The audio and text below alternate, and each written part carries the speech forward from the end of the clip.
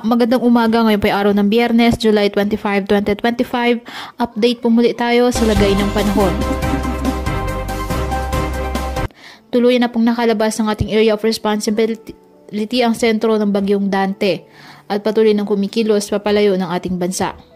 Samantala, kahit nasa labas na ito ng PAR, patuloy pa rin itong hahatakin ang habagat na magdadala pa rin po ng mga pag-ulan, particular na sa kanurang bahagi ng Luzon sa mga susunod na araw.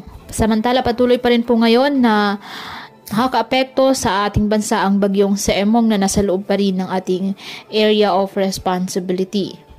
Inaasahang maglandfall ngayong araw dyan sa Ilocos Sur, La Union at Ilocos Norte ang nasabing bagyong Emong.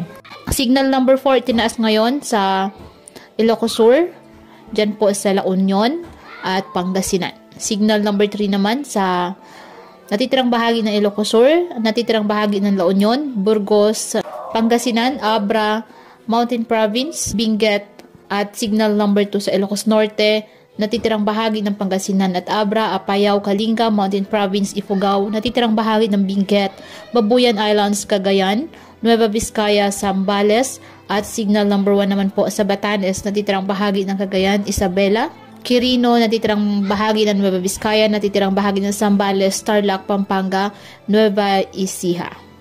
Asahan po ang malalakas na pag-ulan na dulot ng habagat, pinalakas ng bagyong Emong, dyan po sa Central Luzon, Metro Manila, Calabarzon, Bicol Region, Mimaropa, Visayas, Zamboanga del Norte, Misamis Occidental, Lanao del Norte at Camiguin.